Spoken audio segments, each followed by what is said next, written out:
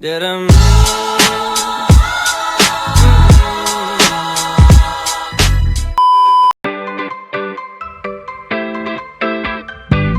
Dito po tayo ngayon sa may Rojas Boulevard. So, galing po tayo ng Mall of Asia and today ang pupuntahan po natin is First Park Homes Magalang. Papakita po namin kung gaano katagal yung biyahe at kung paano pumunta doon. So, ang dadaanan natin from here, mamaya mag-Harbor Link tayo, tapos NLEX, tapos tuloy-tuloy na yun hanggang Pampanga.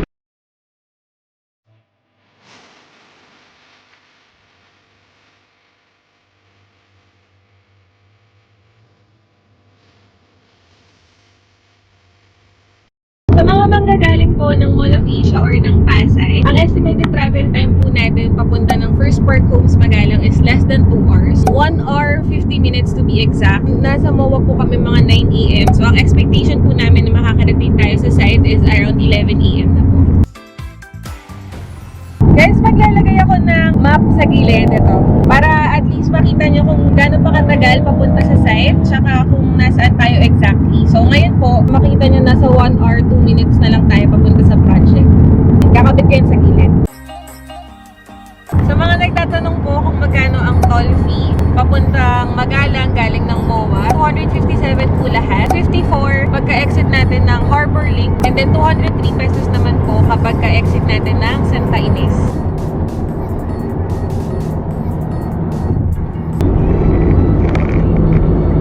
Tara kuya. Andito po tayo ngayon sa Lakeshore. Ito dito sa may Petron.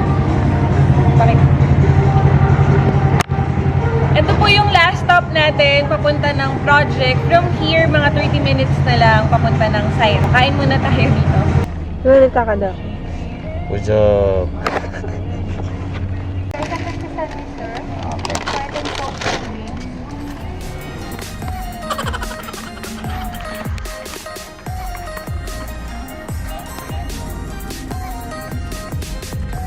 A few moments later. Malapit na tayo guys dito sa may toll. Ito yung sa may Santa Ines exit. Tapos dito sa kabila, dito banda yung Clark. So, Clark International Airport. Nandito tayo sa may toll pa Santa Ines exit. Tapos pagliko natin, yun na yung kalsada papunta sa project natin. So, malapit na tayo.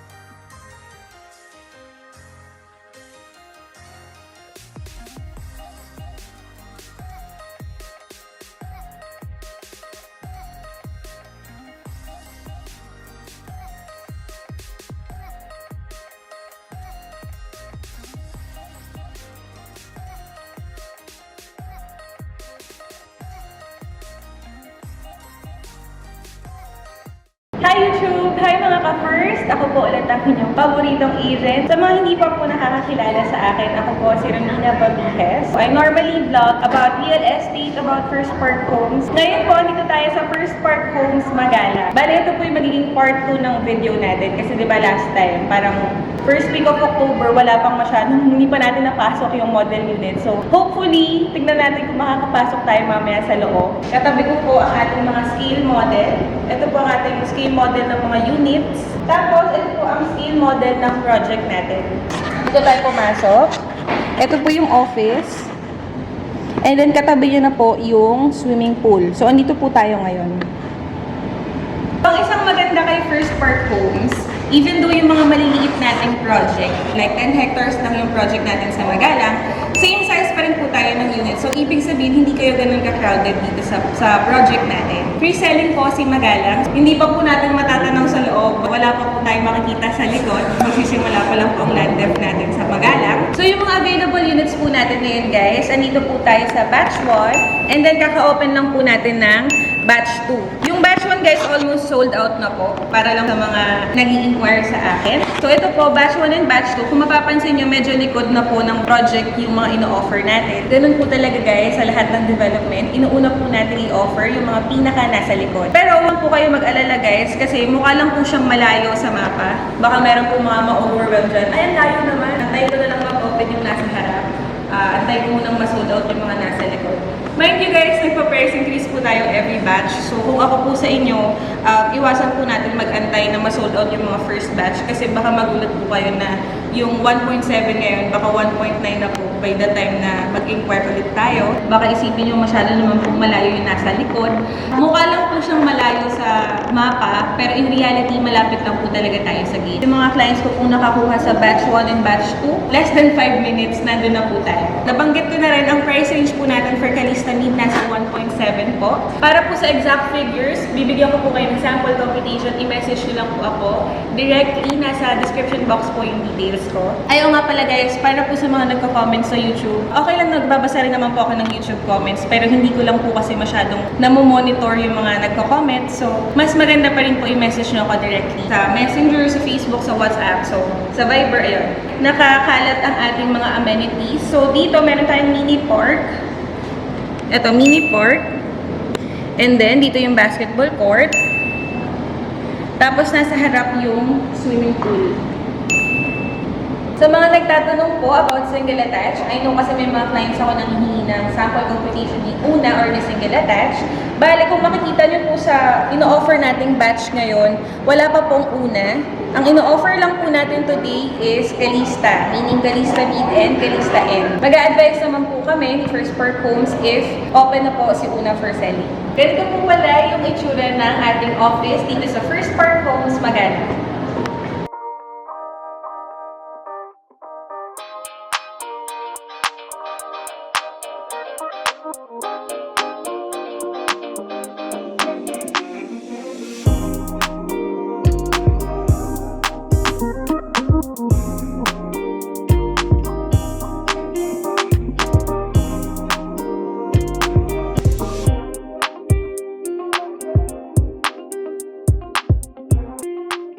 Diretso na tayo guys sa model units.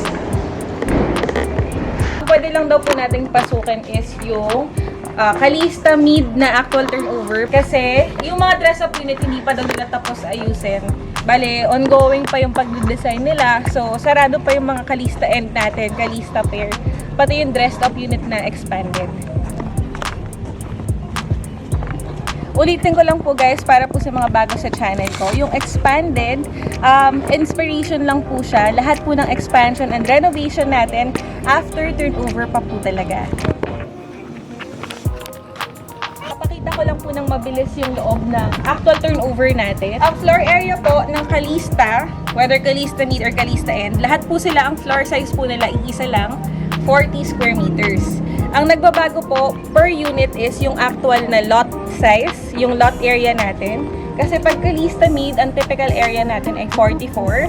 And pag Calista End naman, 60. Kasi may extra lote siya sa gilid. Bibilisan ko lang, papakita ko sa inyo yung loob. Again, lahat po lang nandito. Kasama po sa turnover natin yung fence, yung gate. Ang hindi lang po kasama dito is yung landscape. Tsaka yung bato. Ito ang ating fully finished. Wala na rin kayong papaayos. As in, pagka-move in nyo, gamit na lang yung kulang, tapos pwede na kayong lumitan.